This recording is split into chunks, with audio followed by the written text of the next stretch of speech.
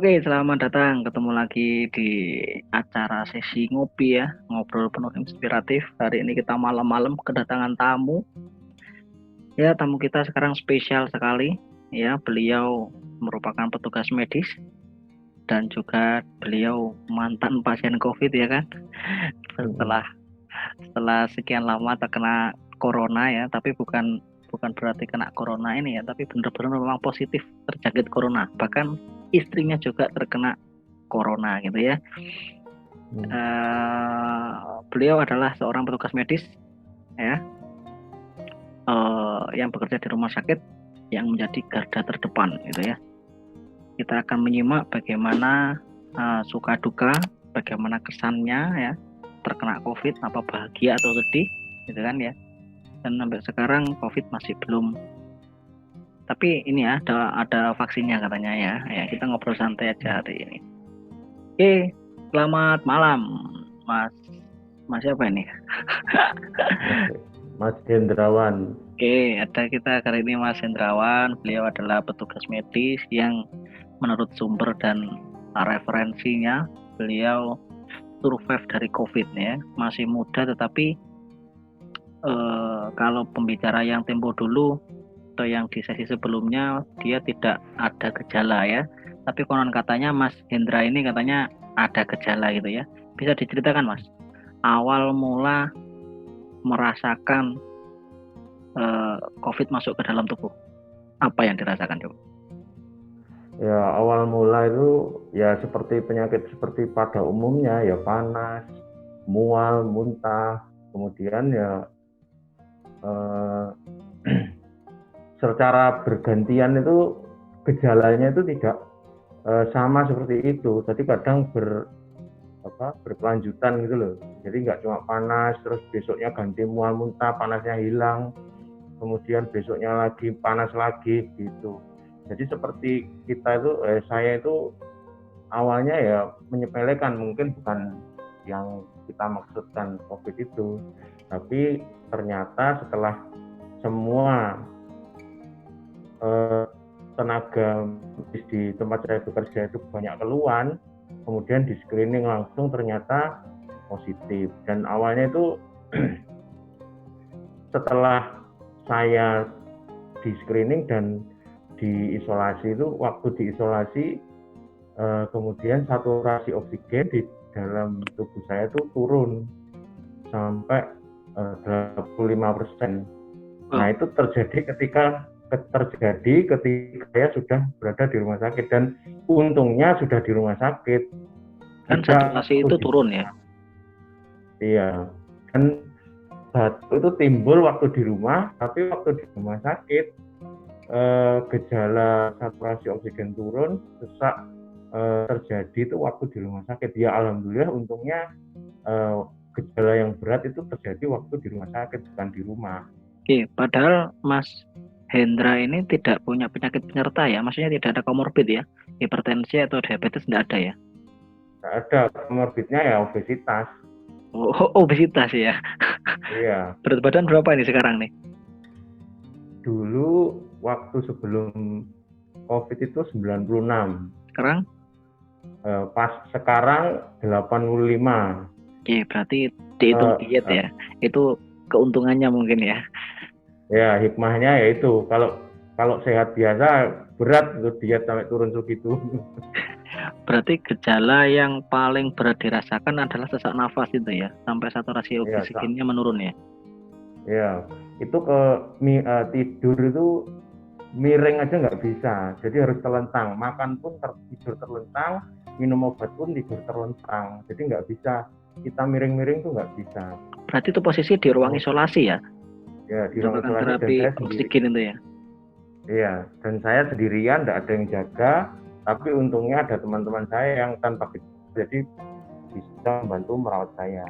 Oke, Dan kebetulan karena diisolasi di tempat Mas Hendra bekerja ya. ya Oke. Kemudian bisa sampai survive itu sampai berapa hari? Sampai kondisinya mulai membaik itu sampai berapa hari?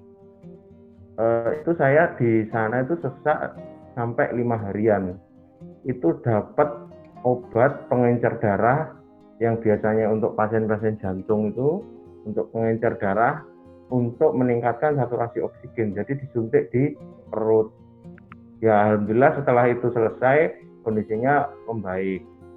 Kemudian setelah 5 hari ya saya sendiri yang mencoba untuk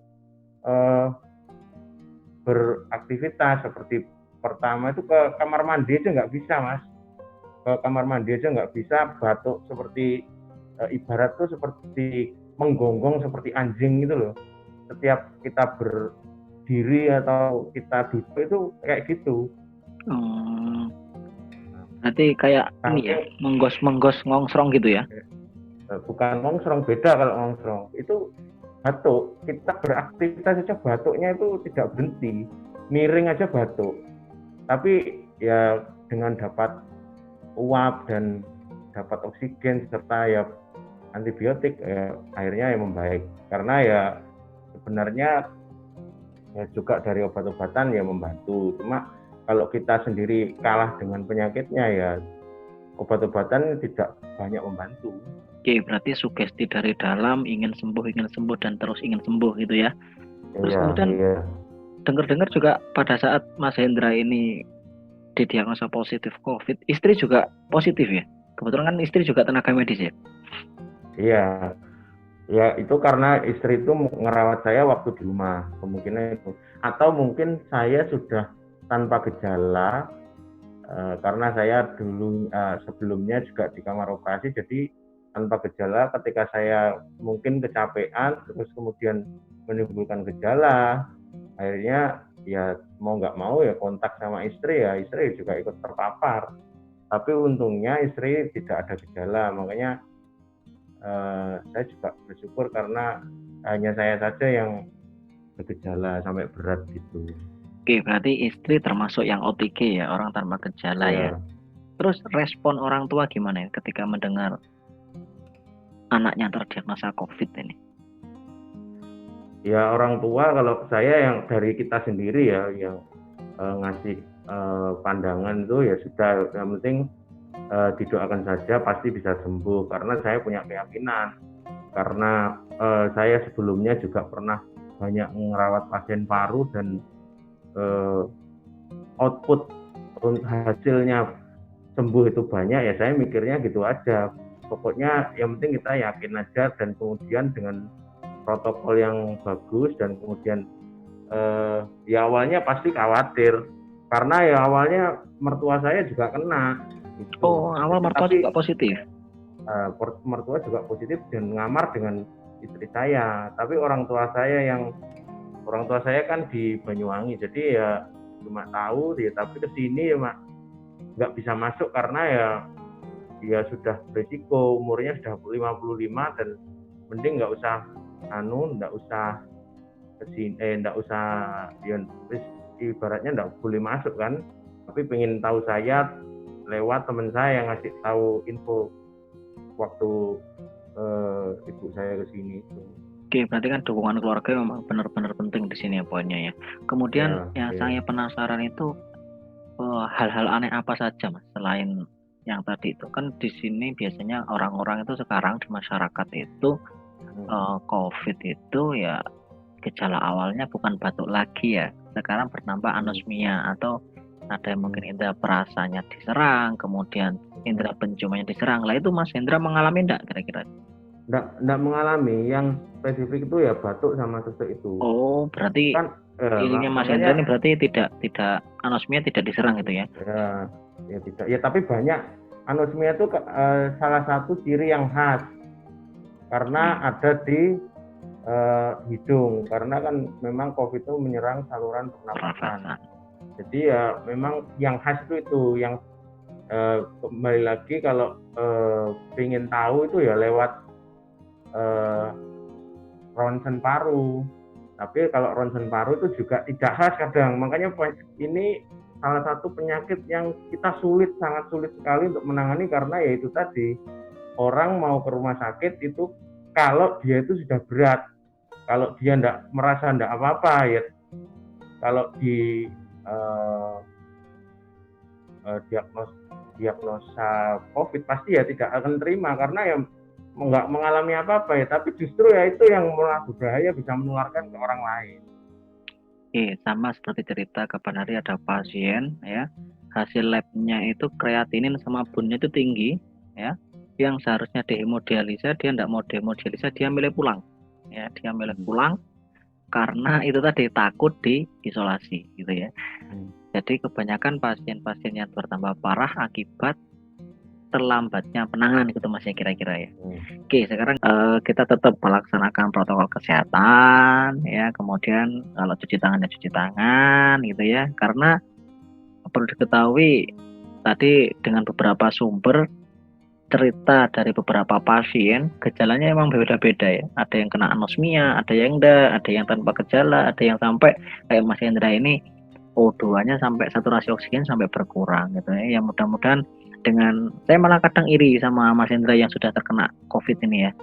Karena kalau sudah terkena COVID berarti kan antibodi sudah terbentuk ini ya. Ya kayak saya yang belum kena ini masih was-was gitu ya, masih resikonya masih tinggi sekali. Tapi ada juga yang sudah bisa terkena lagi. Oh ya, ada teman yang ada kasus ini ya. Tapi bukan di tempat saya, di tempat istri. Nah, itu sudah kena lagi, tapi dia tanpa gejala. Cuma sudah, nah itu yang berbahaya itu kan itu. Yang berbahaya itu kan di situ. Nah, mungkin perlu diketahui bahwa ya wis bisa berulang gitu loh. Oke, berarti ya sama seperti flu, tapi kan cuma kalau flu kan case-nya kan kecil untuk memperberat kondisi. Kalau ini kan case-nya sangat tinggi. Bahkan sekarang itu angka kematiannya sangat tinggi ya. Sehari aja di Jember ini sudah mencapai 120, hampir 120 per hari. Yang meninggal ini masih ya bukan, yang positif. Yang meninggal sehari bisa 30 orang.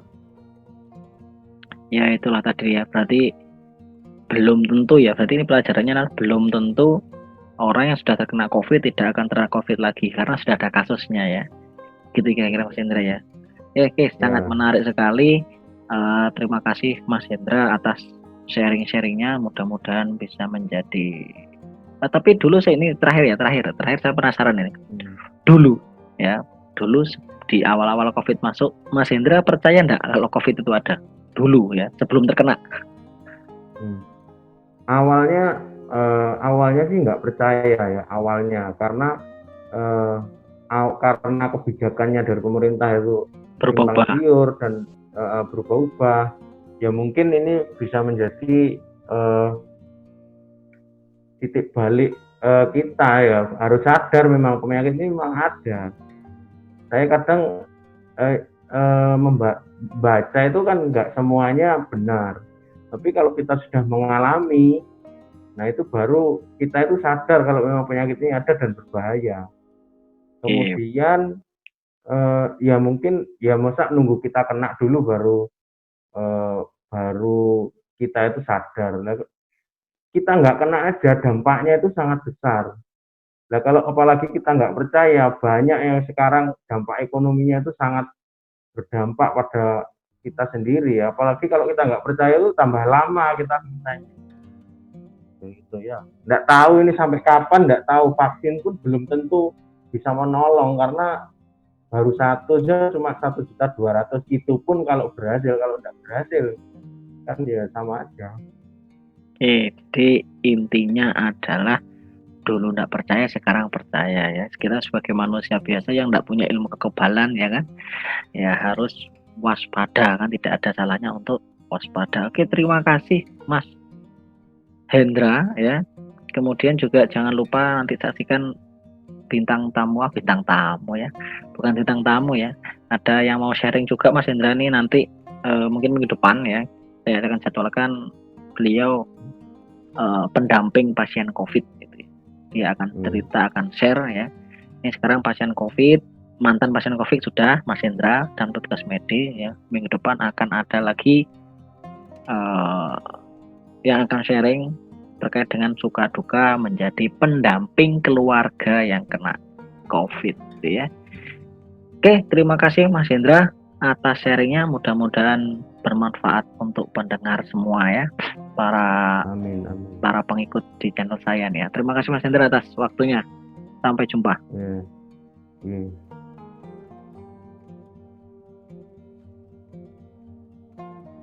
Wis.